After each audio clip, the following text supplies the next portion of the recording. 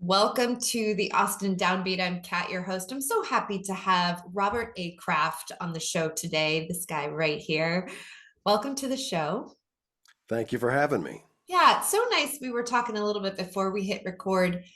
I've seen you on the scene. I've gathered a little bit, as we do on social media. I guess it's good for that, where we can kind of get a general sense of what someone is doing, what they're up to, kind of what they're all about. And when I got the opportunity to have you on, it's perfect because you represent the town of Bastrop, really. I mean, you do Oh, other things too, but you have real roots there in Bastrop, and there's a music community there, and we're going to talk about that. And I just love Bastrop. I think it's the most precious community, and I'm curious about it.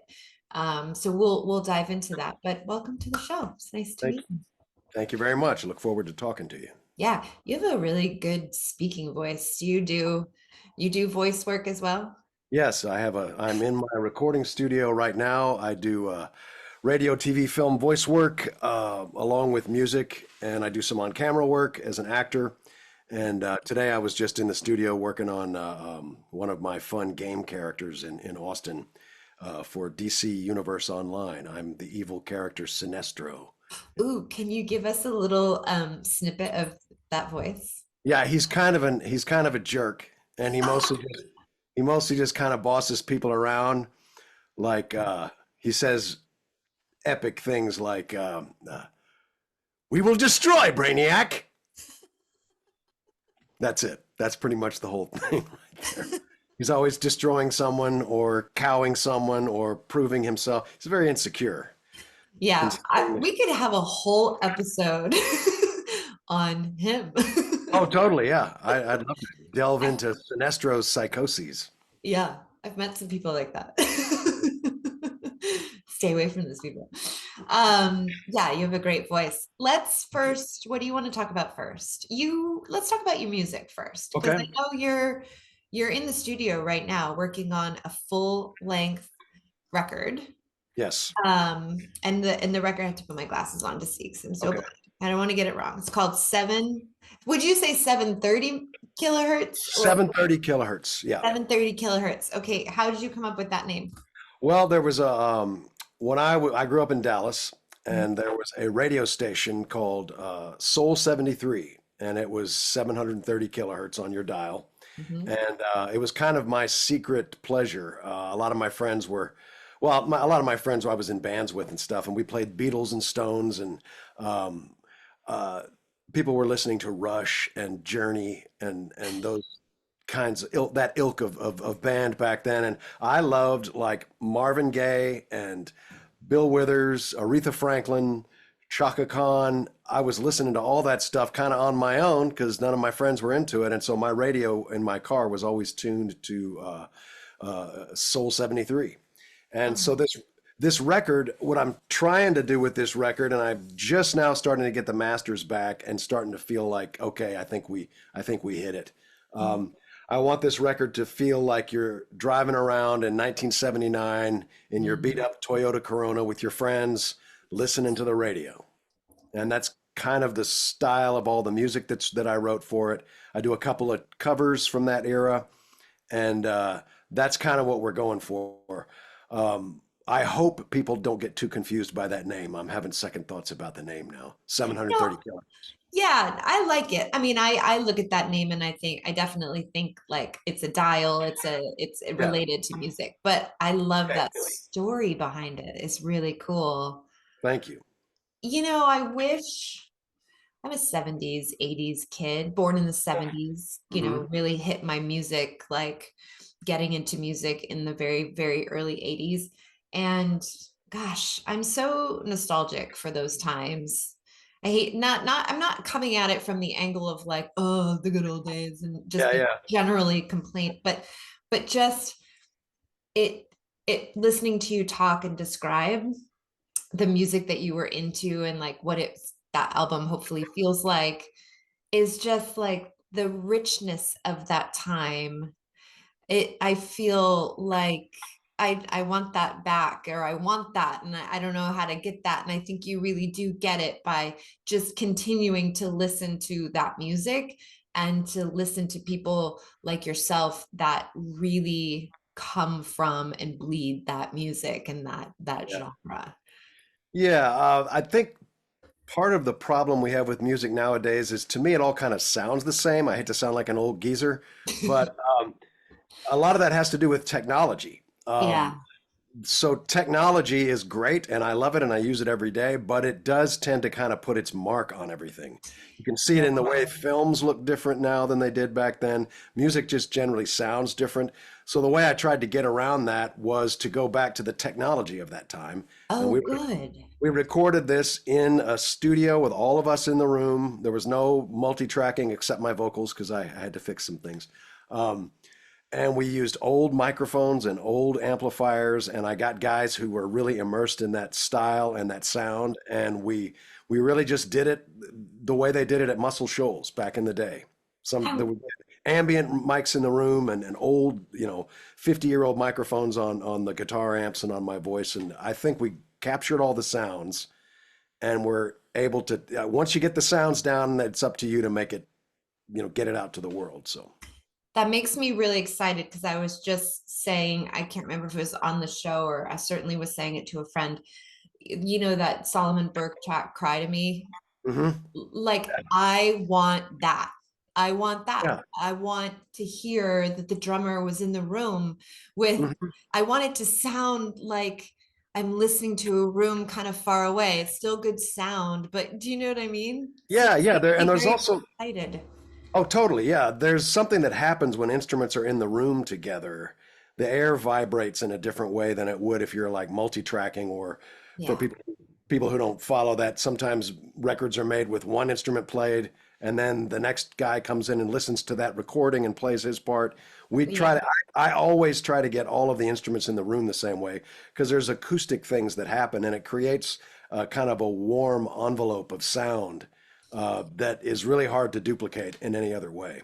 And would you also say there's a real vibey thing, that a human vibey thing that Yeah, can happen too when you have these fantastic musicians that are so professional, and especially back in those days, yeah, like, Solomon Burke, like when you were a studio musician, you learned that song and you learned it perfectly because you didn't want to be the person to mess up because everyone's recording at the same time. You're not yeah. multi-track recording, right? So you have a real dense professionalism in the room, which I think when you have that, then you have plenty of room for vibing.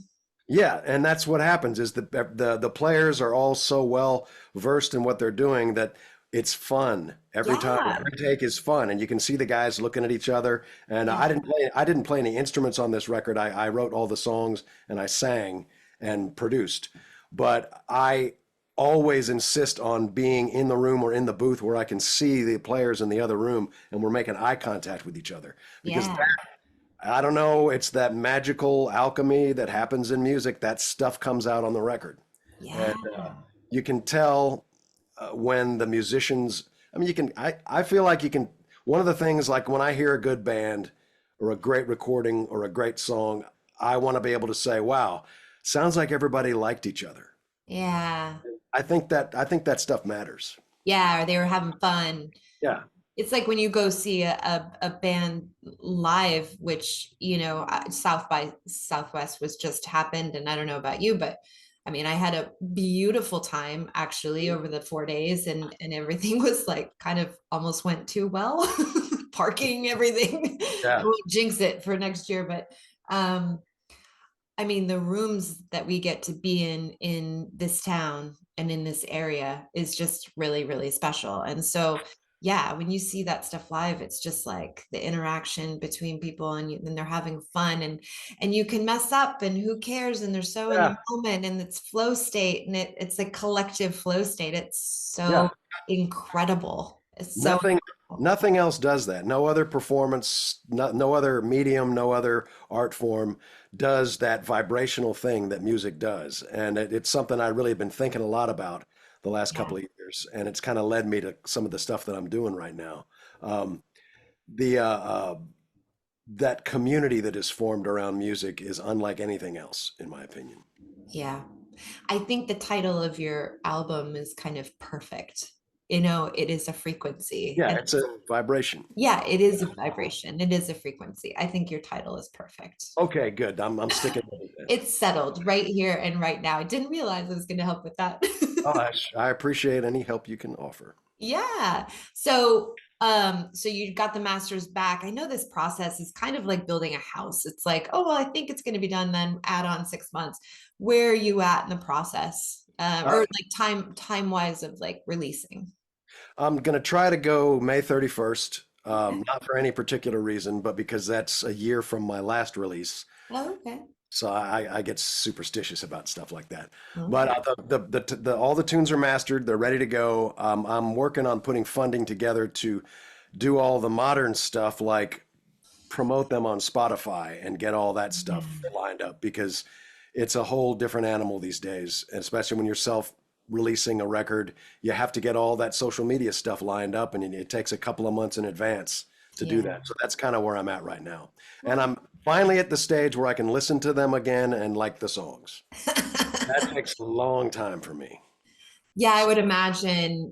I don't know from a listener's perspective. I've never recorded an album, but yeah, that must be a real conversation with yourself of like your relationship with your own stuff Yeah, after going through the trenches of recording.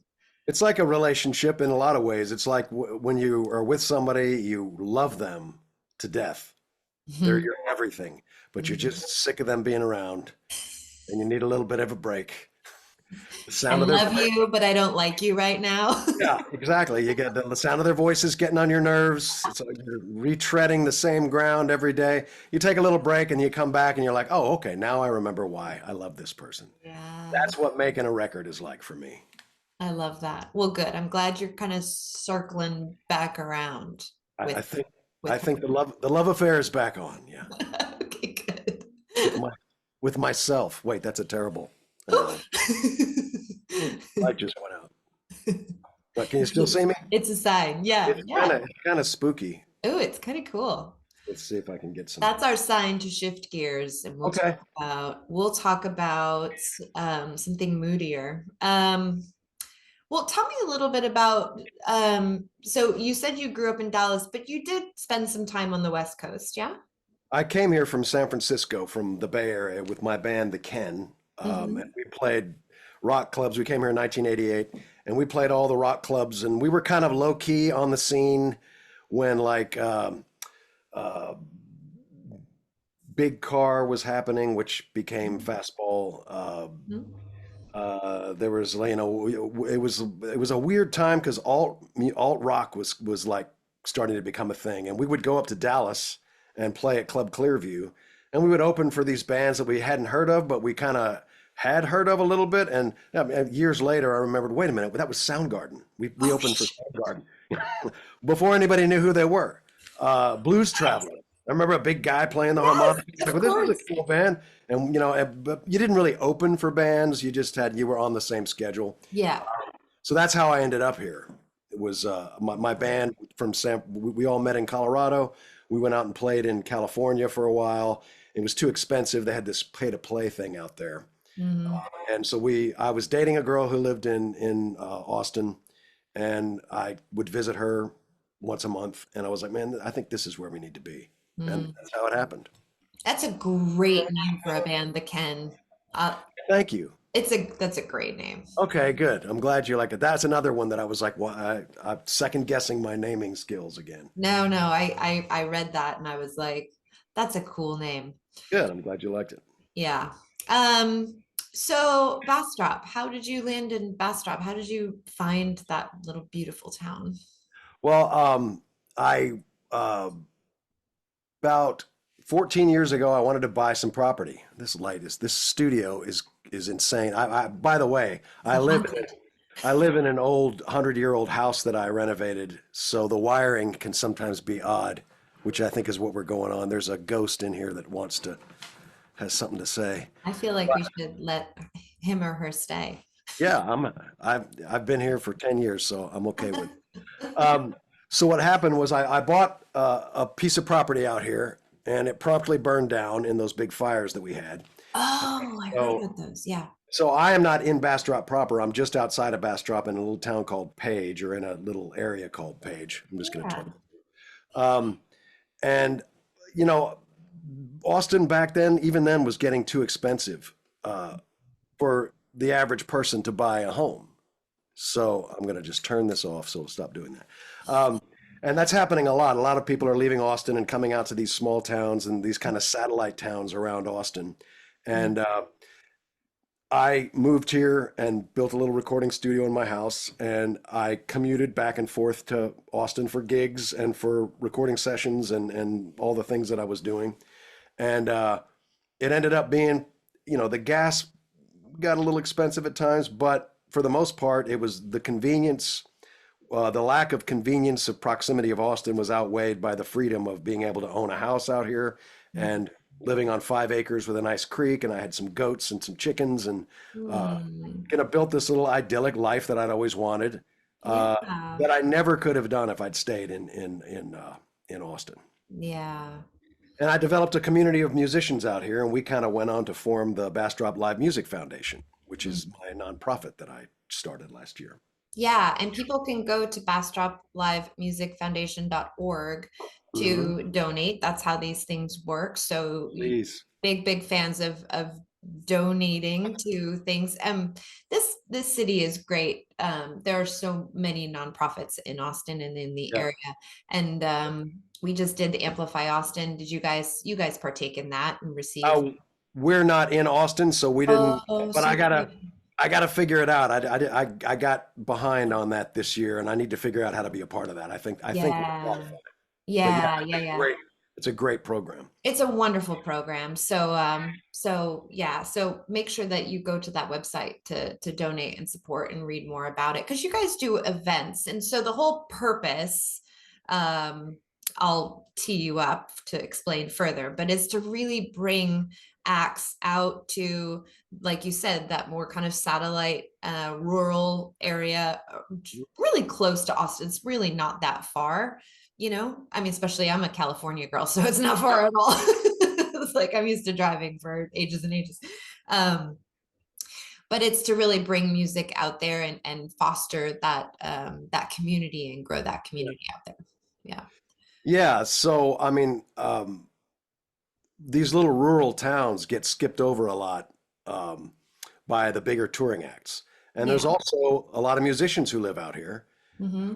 have to go into Austin to play, and don't really have local support of what they're doing. Um, and I the way this all kind of came about was after the pandemic and all that weirdness, I ended up having cancer, and I'm fine now, but I had to go through cancer surgery.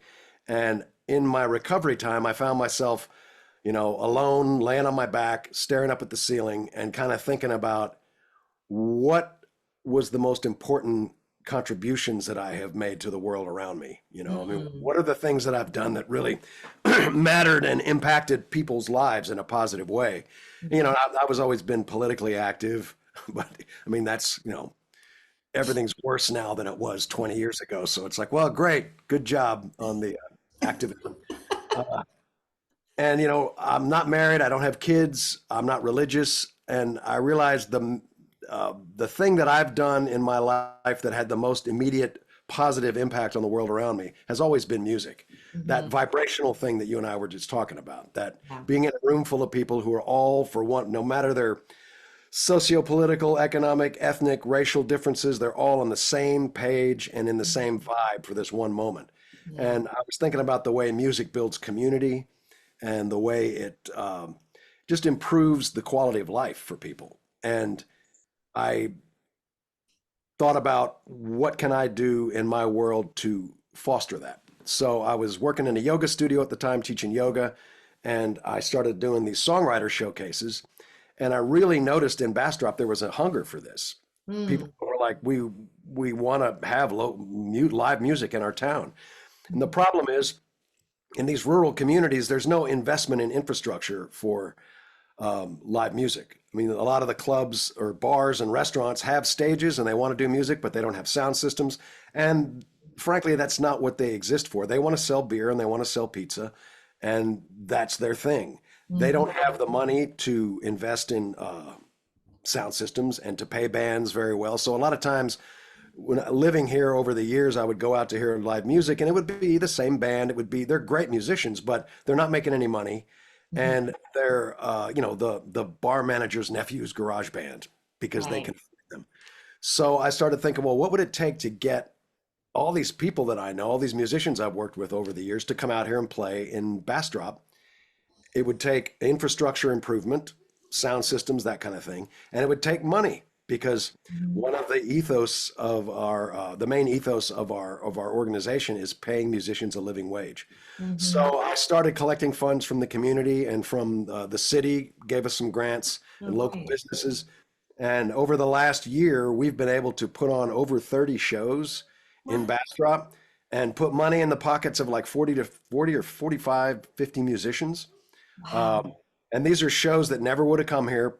And they're also local musicians getting to play in their hometown and get paid a decent rate. That's kind of the twofold thing that we're doing with the foundation.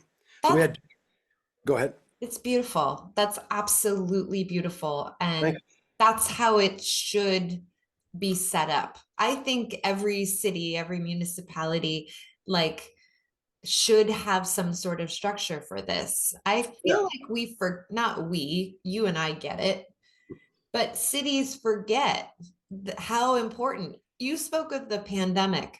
Yeah. Hmm. One of the things that came to the surface, I think, pretty quickly for all of us was music in the sense of all we had all these musicians who couldn't go to perform, and so they streamed their shows. And Yeah.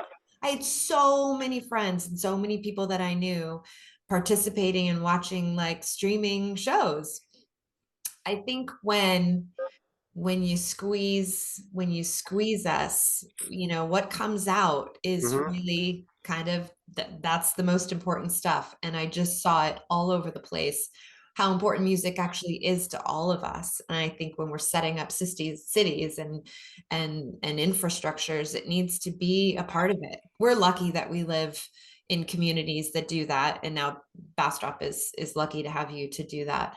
But can you imagine all over the country and all over the world if we made this as important as having a mattress firm on every corner? Hmm. Yeah, exactly. The Well, love that's of the, God. I mean, music is like this afterthought for most municipalities until it's Right. gone, which is Right. like what you pointed out in the pandemic. Those people who were streaming and all that stuff, they were saving lives. I mean, that was a huge mental health thing for people who Yes. were locked in their home to have a little tiny bit of a connection. And that's kind of what music is all about to me, is that connection, that sense of our humanity. And I got to say, I'm not the only person in Bastrop who's doing music stuff. There's a little bit of a renaissance going on right now. There's a couple of different organizations. Mhm. Some of the clubs and restaurants are kind of, there was this momentum that was already building when I kind of stepped in with the Bastrop Live Music Foundation. And we were just kind of a little bit of icing on the cake of what that was already cooking here. Yeah. Uh,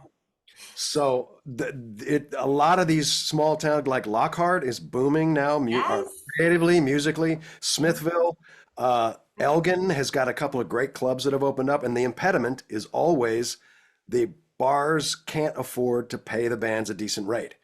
So there's got to be some kind of a rescue mission that goes on to kind of to maintain this artistic life and this blood flow of these cities. Uh, Yeah. they need financing and they need help, and that's kind of hopefully what my organization is doing. Well, it sounds like you are. Another thing I want to mention in Bastrop, because my episode with this has not come out yet, but it's already been filmed. I got together like eight, and it's not even, touching how many there are, but house concert hosts. And Yeah, I have Tammy Miller from the yeah. Kingbird Bastrop, yeah, I'm a house I'm a concert series that she does. And so she's on that episode and we talk about it. And I had, like I said, eight guests at the same time. And so they each got an opportunity to kind of, but that's another way too, that I think out there that it's, that it's starting to grow, and it's such a destination too, Yeah, like especially when you do that house concert, it's like she really puts up a good feast, and it's a full-on destination to go to. it's a labor of love. She was doing this before I was even Yeah, thinking about it. Yeah. And that her organization, Hummingbird Concerts, is amazing, and that were part of the inspiration for what I'm doing. And fantastic. that house concert mentality is so like quintessentially uh I mean, it's kind of a cross between like the rugged individual American John Wayne and the hippie. It's like, you know what? And there's a little bit of Andy Rooney in there. Hey, we could put the show on right here. You know what I mean? Little Rascals. Does anybody get the reference? Yeah, I get it. I love it. I love Um, it. but it's so, and she was like a real pioneer with that because she just started putting on shows at her house, and she was getting great names out. And she comes to our shows, I get to their shows. Awesome. There's very much a cross pollination of artists and ideas and community support behind what we're doing out here. And Love that.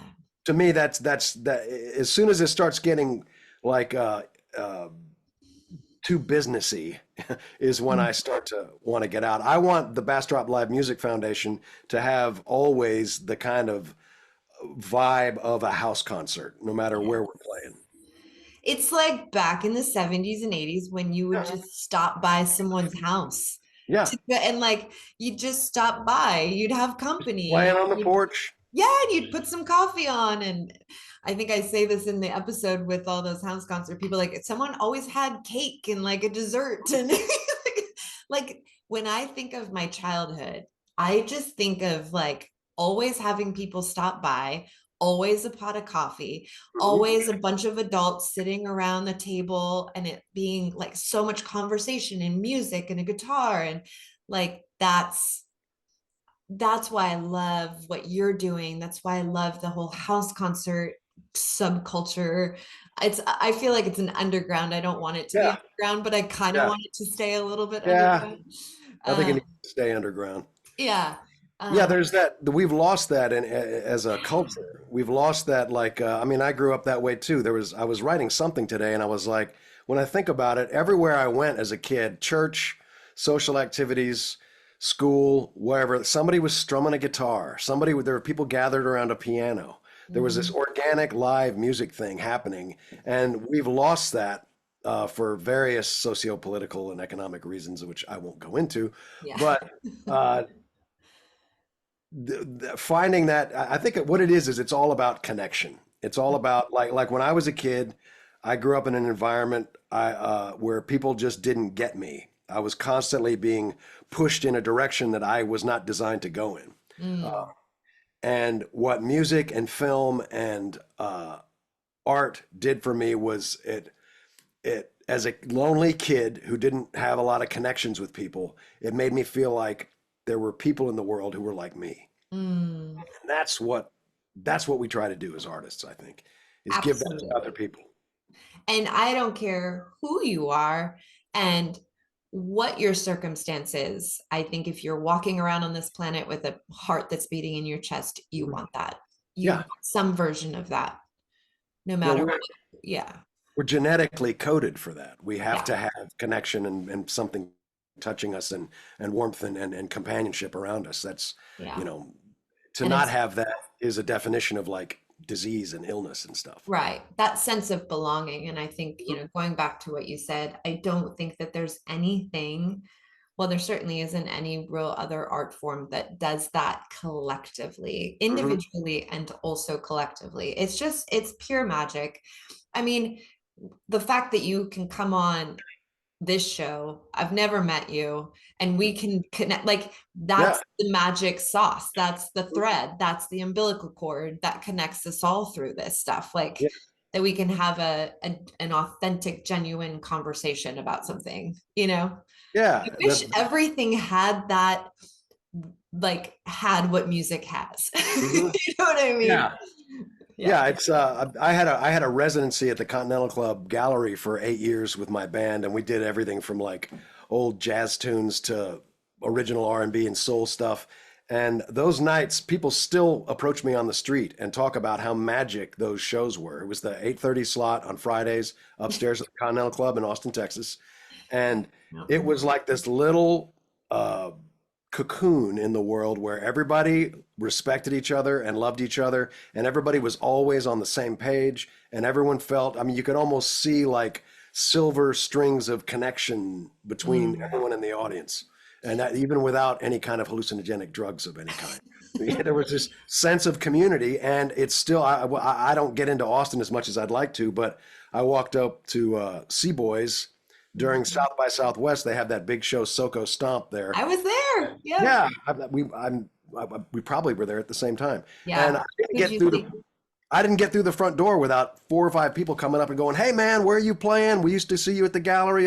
And Yeah. those things last your entire life. Those connections and that kind of community that you forge around music. That's the kind of thing that saves people's lives and Yes. lasts for their entire lifetime. Yeah. Yeah. That slot, that Friday 8:30 slot is now being held by, do you know David Jimenez? No, I've been in a few times. He's great. I I mean, yeah, yeah, he's magic. awesome. I Yeah, call it going to church yeah. on That's Fridays. he's the perfect inheritor of that slot because that's the way it felt. And I was up there just a couple of weeks ago, and I was like, yeah, this is how it's supposed to be. He Yeah. weaves a magic spell with all the right ingredients, and everybody in the room is on the same page, and there's a Yeah. massive vibe happening, and it's like it's Beautiful. perfect for that slot. Yeah. Yeah, for sure. Gosh. Well, you have some good stuff going. Thank you. Yeah. How do we, I know, don't you have on April 2nd, do you have an event happening? Yes. Well, we have April 2nd. We have our musicians mixer. Okay. Uh, uh, and then let me double check my calendar. That's I that's caught you on the that's fly on that. no, no, I actually prepared all this, and now it's completely gone out of my head. Um, what we have is we have one Tuesday a month in Bastrop at 602 Brewery. We have a musician mixer where all the local musicians can come in. Because one of the things about making music out in these rural environs is that you don't know if there's anybody else doing it, and you're kind of in Yeah. your little house and you're playing guitar or you're playing piano, you're writing songs, and it's kind of a lonesome thing. Yeah. And we have these musician mixers, and last time we had like 40, 45 people show up and sign the email list, and there's no jamming, there's no hustling, it's just sitting down having a beer and meeting other musicians. So Oh, that's April 2nd. And then April 5th, we are very happy to have Kate Howard for mhm. our Bastrop Songwriter Showcase. That's the song swap where she and I will play. We'll swap songs and tell stories and stuff. And Love that's going to be at our new location at Homespun Wisdom uh, on Chestnut. that. 1002 Chestnut Drive, I think is the address. But you can go to our website and we have a calendar with all the events. And then we have another songwriter showcase next month with Steve Carter. And then in May, we have a big outdoor concert at Neighbors Kitchen and Yard. Oh, I know that place. Yeah, DZ Brown and Courtney Santana will be playing. Okay. I Yeah. had DZ on the show Oh, back right my on. first year. I love that guy so much. Love him. Courtney's been on this show too. Those are some great acts to have there. I gotta come for that. DZ is a Bastrop native. I know he is, and we talk Yeah. about Bastrop on my Oh, interview cool. with him. Yeah, I absolutely adore DZ. He's just so cool. And yes, he loves Bastrop. He's very proud to be from there. Well, we're really proud to have him on our Harmony Ridge concert series. Is the name of our That's concert series. awesome. And that's a great venue too. It's right there on the water. So it's so close to like Main Street and all It's that. beautiful. It's It's in a great. kind of a natural amphitheater with the stage down at the bottom and the Colorado River behind it, Yeah. and the historic Bastrop Bridge up Bridge. to the right. Yeah, and so when the sun goes down behind that bridge, it's a magic time out there. I So love a bridge. Yeah. yeah. That's awesome. Well, Robert, thank you so much for coming on. I'm really excited about what you're doing out there, and I'm going to get my booty out there to see what you got cooking. I hope so. It's a 30-minute drive really from I Austin. know. Put And on some good music yeah, and you're there. It's not a big. I, I really appreciate you having me on and helping us promote the foundation and talking about music and stuff. It was you're very good at this. Oh, thank you. and it's a pleasure for me. I love having these conversations. I love shining a light on good people like yourself that are doing really wonderful things and also happen to be really talented and have their own music going on. So good luck with this full length album. I can't wait to hear it. And everybody listening, stay tuned. We'll push that as soon as it comes, as soon as you give birth to it. Yes. Out into the world. Yeah, that'll be exciting. And Yes. Awesome. Well, we'll say goodbye for now. That does it for this episode of the Austin Downbeat. Thanks so much for watching, and we will see you next time. Bye.